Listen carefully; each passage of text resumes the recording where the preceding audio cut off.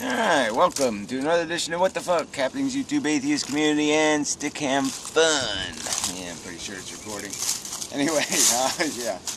So, it's not Stickham, right? Yes, tiny chat. And it broke, I don't know, around 5 or 6 in the morning, whatever. And, so, yeah, I gave up. So, I'm just not doing all that well anyway, physically, so I was just kind of tired and said the hell with it.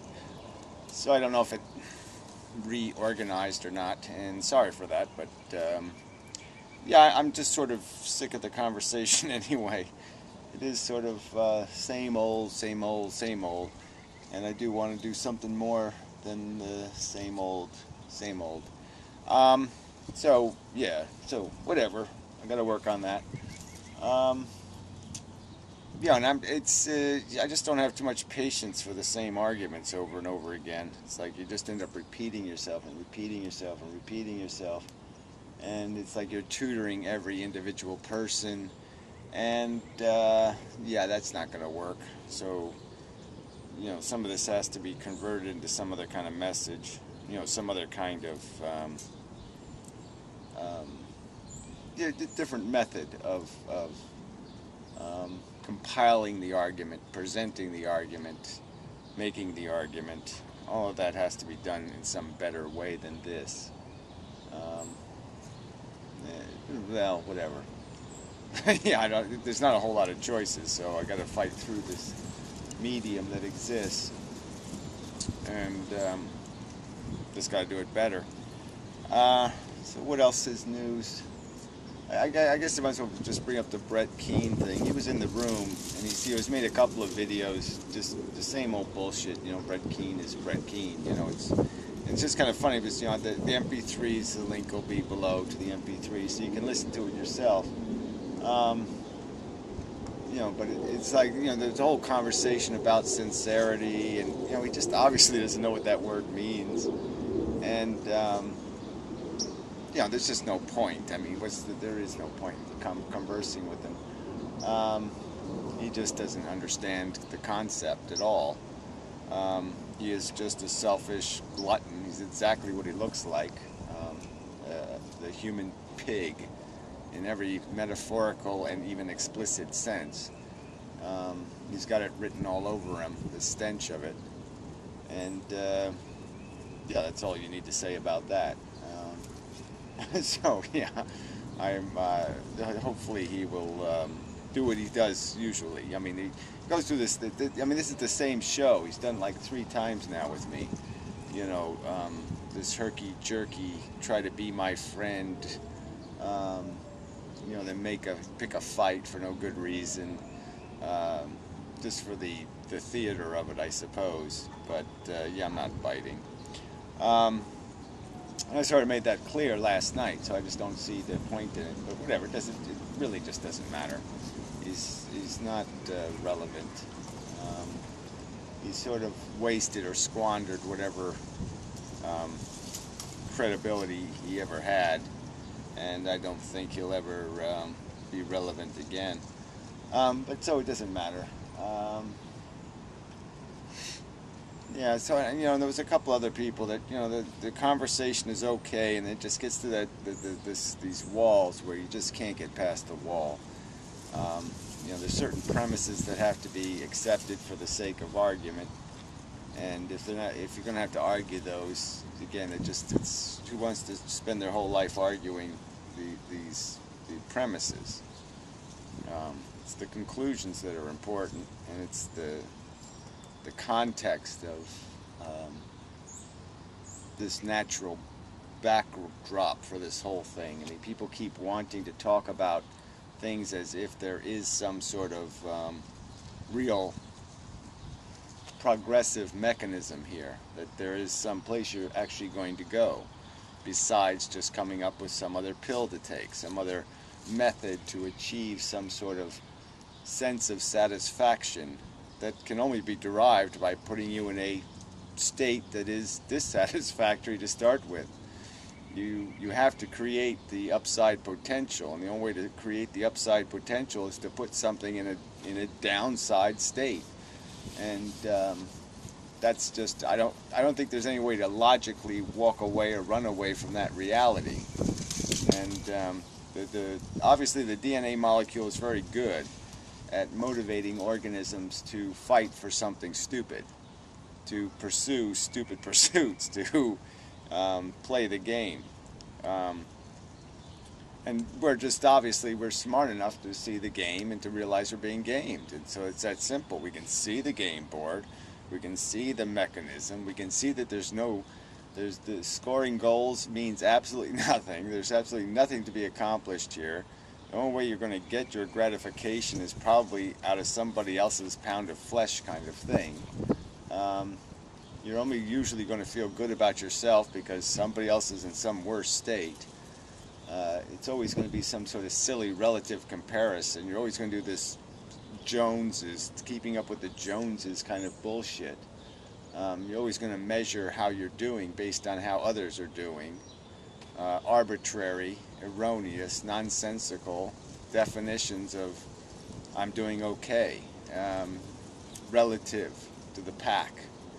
And people are just owned by, I mean, to me this is like, these are all philosophical and psychological issues that, yes, the average human being isn't going to go anywhere near this stuff. But if you're going to have an argument with people who claim to be informed and intellectual and philosophical and all this stuff, these are concepts they should already be pretty versed in, they should certainly be capable of understanding that there is this mechanism of our biology and our psychology that is not controlled intelligently, and that there's just this simple argument I've been making is that your brain was created because it was a tool, a weapon in a war. It was like a sword. And now there's the other edge to that sword is cutting biology to pieces. It's cutting the DNA molecule to pieces. The back end of that sword that it created of intelligence, the whiplash of intelligence, is the fact that intelligence can look at the game, look at the apes, look at the morons playing it, and find it obnoxiously stupid. Can critique it to pieces, can see the grotesque inefficiency, this whole idea that you're somehow going to win by destroying things of equal value to yourself. There's no way to do that. It's nonsensical. And that there's something intelligence can make out of it. They keep talking as if we're going to learn some new fact out in the world. That there's some fact out here floating around, like there's a stick on a string there. Maybe that's the cure for all our problems, stick on a string. I tend to doubt it. I tend to doubt that there's no prospects out there. You're not going to find a truth in the cosmos or out here or in the ground. You can dig into the planet Earth forever, and there's not going to be some fact there that's going to make this game make sense. It's going to be a replicating molecule, billions of years of evolution to tool modify organisms to fight in a silly fight for a pointless, idiotic victory, to climb a hill of nonsense and declare yourself victor, and then you get struck by lightning and die. Or in some other manner, you're thrown off the top of the hill so somebody else can hold up their sword and say, I win for 5 minutes. And that's all there is. And it's stupid. Yeah, it certainly shouldn't be subsidized. You certainly shouldn't be putting your money in the machine to make more of it. You should be thinking and caring about maybe trying to wind it down. Stop winding this clock, because it ticks in blood and horror, if you look at it, if you're fair. And you're not going to be able to make something out of it. It's not going to turn into some sort of pretty thing. It's not its nature. It's not within its potentiality. Because unlike us, we live in a world where we can solve a problem. There's problem all around us. There's things in trouble. There's things that need all around us, so we can resolve need. But our existence itself, the existence of this biological mass on this planet, can't serve any need, can't satisfy any need. It can't function. It can't do a positive thing until you make the negative thing. I mean, these are fundamental arguments that there has been no utterance, no sound, no word that can undo the truth of it. That there's no need to be served by our existence. It can't be productive because there's no destructive to fix. You can only be productive if you're fixing something that's intrinsically broken, or fundamentally wrong, or fundamentally flawed. So you have to make the frickin' imperfection first to even have the pretense of achieving your perfection. Well, anyway, I'm just saying this logical quandary of the futility of this pursuit of a better game is just stupid. There's no there's certainly you can make the game less horrible. Certainly you can improve on the bad game we're playing. But there is no good game to play. There's no present you can manufacture. This is an argument I made in the chat room last night. If it was your job to make a gift for the universe, what would you give it? A headache and then give it an aspirin? I mean, there's no way you can give it something because it doesn't need anything. It doesn't need to be fixed. It's not broken until you show up, shithead. And Brett Keane is the consummate example of that. He's just a walking fucking sack of radioactive bile and putrid stench. You know, just this leaking bag of crap. You know, that probably has done nothing in its existence but make messes, leave a trail of shit stain behind it wherever it goes, leave a scum and a crud that somebody else is going to have to come by with Windex to clean up. Yeah, just, you know, just amazing. But they'll talk about their rights and their pursuit of their happiness. Sheesh. So anyway, yeah. Yeah, I don't know. I turned it into a video. Didn't really mean to do that. Saul Coughlin made a video from a shed. That was kind of neat. Almost looked like my house, actually. So, yeah. What else? My Misery and Me guy is still fighting with the idea of the I. And to me, it's not so much coming up with this idea of saying the I exists, like this I thing.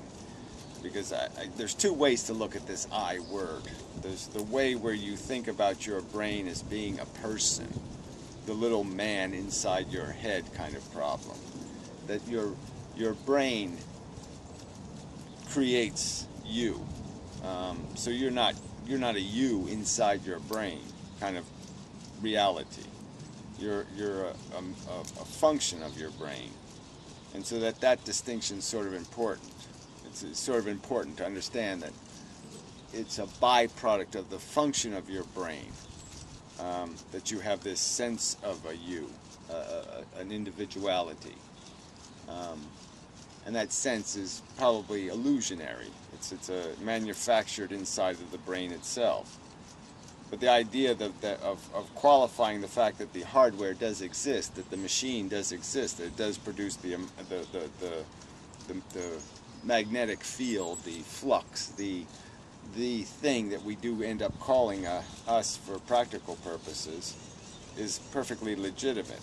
And so there's this weird subtlety to coming up with a perfect language that's very hard to do. It sort of relates to Greatex made a video pointing out that some British guy had gotten thrown in jail for 5 years for making whatever terrorist videos on YouTube, and you know, it's kind of a weird problem because, you know, part of me would say, yeah, people should be allowed to speak their mind. They should be even allowed to be pro the people we might be in war with.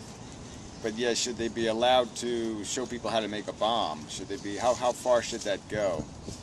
And certainly how big should the penalty be is a whole nother question. I mean, 5 years in jail is preposterous for posting some YouTube videos. But yeah, so you do have lines that are a little bit, they get a little fuzzy. It's a little hard to establish those lines, and what exactly, where your freedom to opine ends, and where your freedom to, organize overtly and publicly an attempt to assassinate the president or something. I mean, part of me says, yeah, that people should be allowed to do all this stuff, publicly. But part of me says, yeah, there's got to be a practical line you draw somewhere. And propaganda does work, so that's the other danger of it. You can't, there's no arguments against that. I mean, it does work. It does influence people. It does incite. You can incite violence with words and with messages. So I guess there has to be some kind of line. But, yeah, I don't know. So like I said, I sort of understood, there is a fair argument to be made that the society has to be careful, because we do have these examples of idiots who shoot up schools and do all this other wacky crap.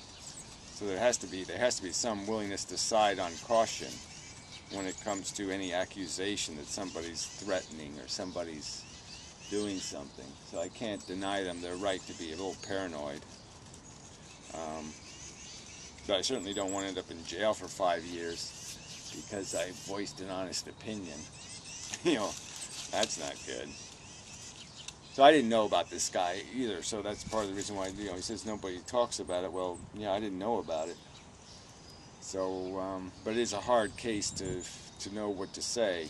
I mean, he's a lawyer. He should have really known better. I mean, it really was pushing it. And, but 5 years is, that's just nonsense. Especially when he's made his apology. You've extorted an apology out of him. That almost should be enough. But, then you get into all this political crap and, and the whole idea of creating this outrageous penalty to really silence people. And that's part of what it is, too. You can sort of just smell it, that's the intent, is to shut people up. And that's no good. But, I don't know. So anyway, I guess what I was trying to say, somehow this related to something else. I was trying to make a point that there's this subtle, the word play. I guess it's this whole idea of the me. I mean, it's quite obvious I am a person. I am a thing, an entity, an individual. And there's just no way to undo that truth. I'm a container of inmendham, or whatever you want to call it. I have these programs running. They're unique to my, entity, the thing that is me. And if I have no problem. I don't mind if we can maybe try to migrate our language into more explicit description. And instead of saying I think, I should say my brain says, or my brain has produced as a response to that. This is what it produced. It produces this sentence. This is what my brain is saying. And just acknowledging that it's a brain, a programmed brain. My life experience, convoluted through my mental processing and my psychological sensing, has produced this statement as response to your statement. And conversation gets really preposterously long when you do that. But it wouldn't hurt once in a while just to keep this on the record that my brain is producing me. I'm not. There's no I in here producing me. My brain is producing this thing you're calling that guy in Mendham. But yeah, they take it way too far, because once they reduce you to a brain, then they try to reduce you to a stick or a ball of mud. And I'm not a stick. I'm not a ball of mud. I am, you might not like me. I might be obnoxious, but I'm not a ball of mud, and I'm not a stick. There's something more happening here than stickery. See, It's not doing anything terribly interesting. It's got roots growing out of it. Where's my ivy? Anyway, so is there anything else? Probably is, but who cares? So anyway, more of the same coming, blah, blah, blah. I'm going to keep trying to do the Vlogger Dome videos. I mean, I think this was sort of an interesting side, pile of videos. And the bunch before this, whatever there was something I was arguing with someone somewhere. Oh yeah, anti-bullshit, man. Those were sort of interesting conversation. So I might pursue more of that. In terms of the value thing again, and understanding this mechanism of desire. This is a really important one.